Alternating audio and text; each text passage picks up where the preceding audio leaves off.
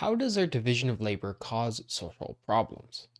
How do unemployment and work contribute to inequality and other social problems? How does the labor market structure social inequality? On this episode, we're talking all about labor, workplaces, and the division of labor. So sit back, grab a snack, and let's get at it.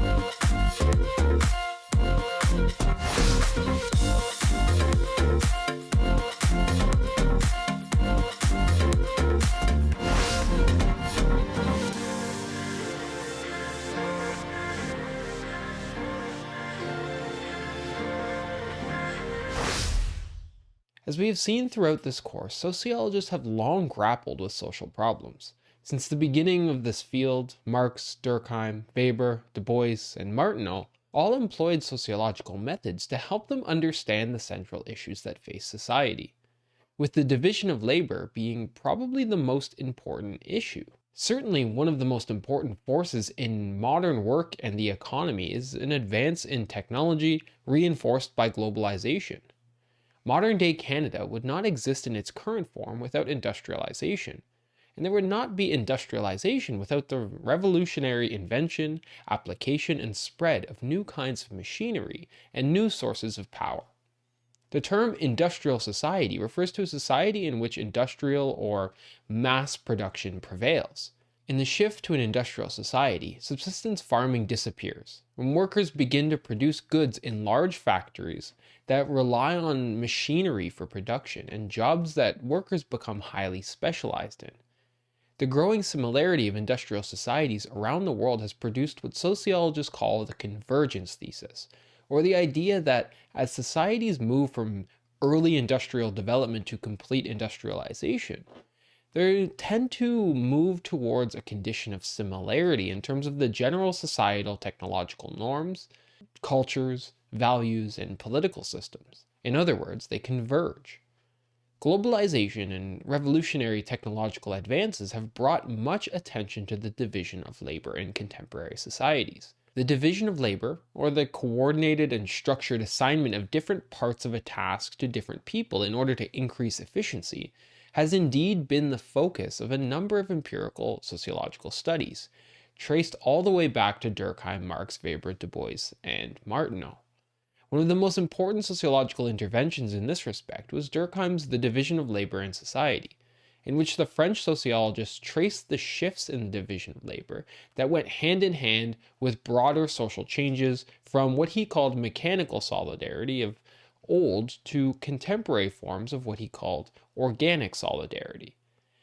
Durkheim argued that with the decline in feudalism and the influence of subsistence farming and an increase in technology and functional specialization of labor brought about by globalization, or in other words, with the rise of a division of labor based on assigning different tasks to different people to produce capitalist goods, there emerged a novel form of social cohesion based on mutual dependence of people on other people.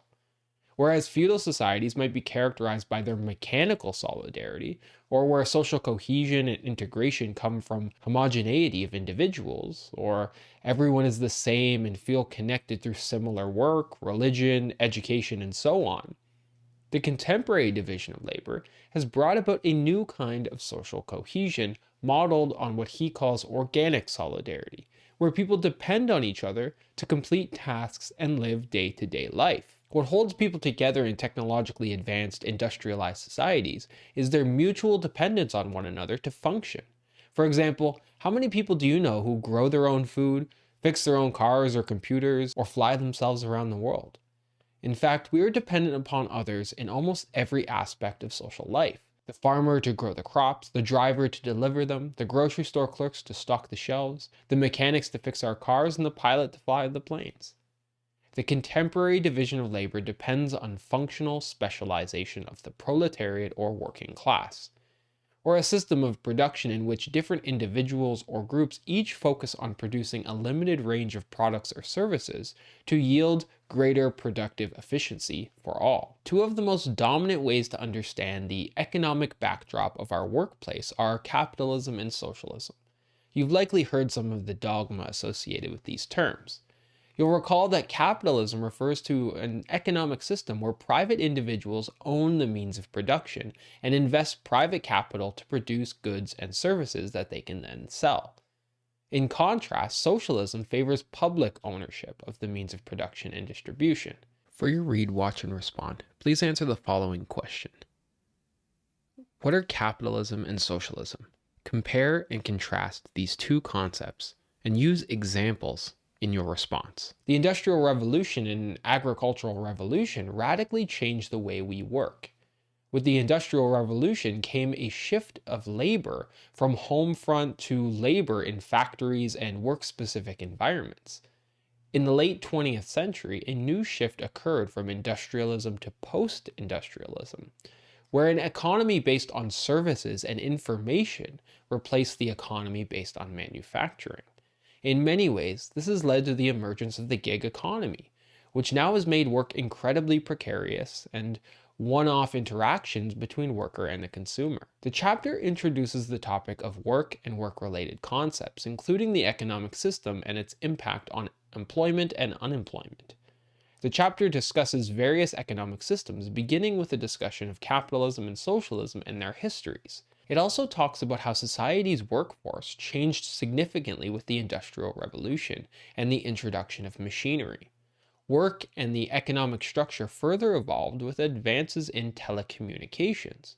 These changes in technology had a heavy impact on societal structures, including employment and unemployment trends and social relationships. And with shifts from manufacturing-intensive economies to economies based on services and information, scholars now suggest we exist in a post-industrial society. But it is very important to understand how the division of labor and work are influenced by the same structural conditions that create problems elsewhere in society. As Cedric Robinson has argued, the contemporary division of labor that characterizes advanced capitalism is one of what he calls racial capitalism, which is to say the division of labor in contemporary society is characterized by its foundation in global histories of colonialism and capital accumulation constructed to extract wealth from racialized folks and people of color. Consider the example of economic exploitation that exists in the context of intercollegiate sport in the United States, which you'll recall from the student-athlete documentary assigned as supplementary material. It is not simply a story about economic exploitation of a working class of athletic laborers. It is a story about the systematic exploitation of a group made of predominantly racialized bodies at the hands of homogeneously white authorities. In this way, scholars have documented how college football epitomizes what Cedric Robinson calls racial capitalism, a process whereby white authorities extract economic value from black and brown people through the structuring of the labor market in which those people participate. Others like sociologists Stanley Eitzen and Billy Hawkins build on Robinson's work to illuminate the ways in which the NCAA structure embodies what's called a new plantation mentality, through which predominantly white institutions, or PWIs, create and maintain a system where black and brown athletes' experiences are akin to, quote, broader historical and social context of exploitation endured by internally colonized people in the system of slavery. Building on this framework, scholars document some of the ways in which college football's exploitative dynamics are inherently and irrevocably linked to racial capitalism as a function of structural racism in the United States more broadly. They situate differential access to life chances based on class racial dynamics, as well as the social historical transfer of wealth from historically impoverished black and brown America to predominantly white institutions in the context of collegiate athletics, in order to illuminate the ways in which this so-called new plantation manifests today. Perhaps even more palpable than the economic and social exploitation that largely black athletes experience is the compounding quality of contemporary football that is and always has been inherently violent, and which yields more intense forms of long-term corporeal harm or bodily harm. Deeply embedded in football culture and practice is a foundational acceptance and rewarding of heteromasculine physical violence and its consequence even from the youth level. Indeed, given between 91 and 99% of American college football players displayed some sort of neuropathology consistent with the degenerative brain disorder of CTE. Scholars hold that sacrifice is a nearly universal feature of NCAA football, not merely a latent and unfortunate consequence. Scholars thus explicitly aim to make intelligible concerns of athletic workers who have long experienced these incredibly damaging structural characteristics, while proposing ways forward that go beyond some sort of reformist logic that sort of plagues contemporary discourse surrounding labor and workplace conditions in the NCAA. In the groundbreaking book Coerced, sociologist Aaron Hatton, for instance, convincingly draws on 120 interviews to argue that the cooperation of campus athletic workers, much like incarcerated workers or those in the gig economy and PhD students, for example, are induced by institutions by the NCAA under threat of changing the workers' social status. In developing this concept that she calls status coercion, or situations where an employer not only controls a worker's immediate wages and economic condition, but also their ability to leverage market experience and secure future employment. Hatton argues that employers that have both the ability to control wages but also the ability to change one's social status yield an incredible amount of power over laborers, and are thus able to coerce workers into participation. In the context of intercollegiate athletics, not only do NCAA and member institutions control the wages of laborers much like a cartel does, but they also hold an incredible amount of power over future social status. Coaches, for instance, have the ability to cut playing time, to cut scholarships, to limit transferability, or to put athletes in positions of greater risk. For example, in the context of the COVID-19 pandemic, where athletes have been coerced into subjecting themselves with heretofore unknown complications brought about by a deadly virus.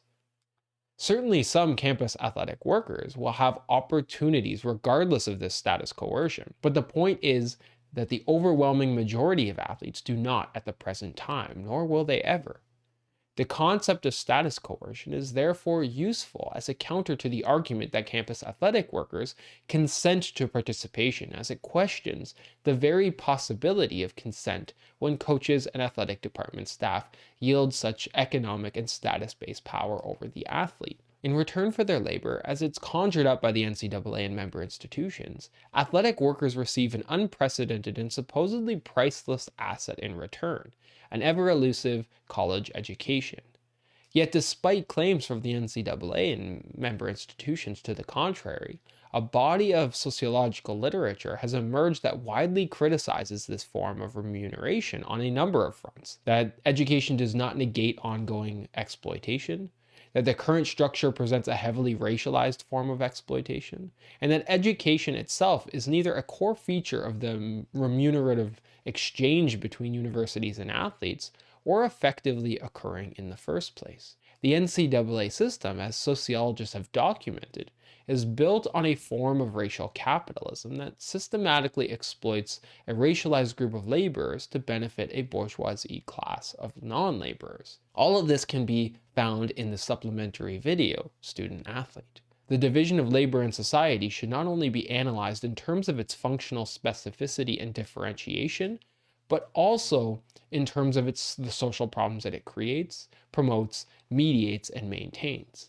One of the primary social problems sociologists must consider is how work itself and the division of labor contributes to broad racial, class-based, gendered, and ableist inequality. Getting back to the specific course material, with the shift to a post-industrial economy, borders and space have been fundamentally transformed. Trade agreements have developed to remove tariffs on imports and exports, and therefore increase the globalized movement of goods and services. Multinational corporations have been developed with larger profits than most nations' total GDP. Advancements in computer technology and telecommunications have led to unemployment in several sectors and a new need for a skilled labor workforce. With these changes has come the bureaucratization of more organizations, employing specialized laborers to work within what Max Weber called a legal rational authority structure. The bureaucratic organization is founded on the framework of trust and authority, and for Weber and Marx, often results in the alienation of the working class, or the experience involving feelings of powerness, meaninglessness, normlessness, estrangement, and social isolation in the workplace. For Marx, alienation is a byproduct of a capitalist system that disconnects the laborer from the extrinsic reward, or the money, the prestige, the respect, and recognition of their labor, by forcing the working class to sell their labor to the bourgeois class in order to earn a living. This disconnection of the worker from the fruits of their labor simultaneously disconnects the worker from society at large. It creates an environment where social cohesion is stifled by a system that coerces workers into only looking out for themselves because they need to sell their labor to survive. This stifles social solidarity or social bonding and makes resistance to the system nearly impossible. Structural functionalism sees work as one of the most basic functions in society. It is through work that one attains their basic necessities, such as food, shelter, and clothing. Conflict theorists, particularly Karl Marx, argue that class relations under capitalism are responsible for conflict in society. Society under capitalism fits into two categories: the bourgeoisie, or the ruling class who owns the means of production, and the proletariat, the working class who labors for the monetary gain of the bourgeoisie. Symbolic interactionism looks at socialization processes that label and shape society's perceptions of different jobs. Social constructivists are interested in the ways that working arrangements emerged from simple technological control to bureaucratic control. And feminists are concerned by the inequality between genders in the paid working environment, with women often being overrepresented in non-paying domestic work. The chapter also discusses several social consequences that are related to work, including discrimination based on gender, as well as discrimination based on race and ethnicity. The chapter also draws attention to the challenges that workers may experience in relation to feeling connected to and satisfied with their work, and fleshes out a discussion on vulnerable populations. Particular attention is drawn to sex workers and the challenges that they experience in the workplace. And children are also discussed as vulnerable populations, particularly when they are engaged in child labor. The case studies outlined in the chapter highlight some of the most harmful aspects of work and labor in contemporary life, which often leads to the violent exploitation of folks who are already incredibly vulnerable to discrimination, oppression, and other forms of harm at the hands of the capitalist system. For example, women often hit a glass ceiling that results in a gender divide in earning differences with men. In addition, men have access to social mobility to which women are often barred. As a result of this, women are underrepresented in leadership positions almost across the board, and this does not appear to be changing. Even worse, racialized workers are disadvantaged in their search for jobs, in the positions that they occupy, the work that they do, and the rewards and recognition that they receive. And as sociologists continue to remind us, this is in part due to the larger structural issues within a system of racial capitalism that conditions social capital, the networks, friendships, and other factors that facilitate the extraction of social or economic resources. For your Read, Watch, Respond, please answer the following question. How does structural functionalism explain work and unemployment in society? How does this perspective differ from symbolic interactionism? Please use examples in your response. So that's it for today. I hope you learned something about labor, work, and social inequality. This has been Professor Silva, and I'll catch you on the next episode of Social Problems.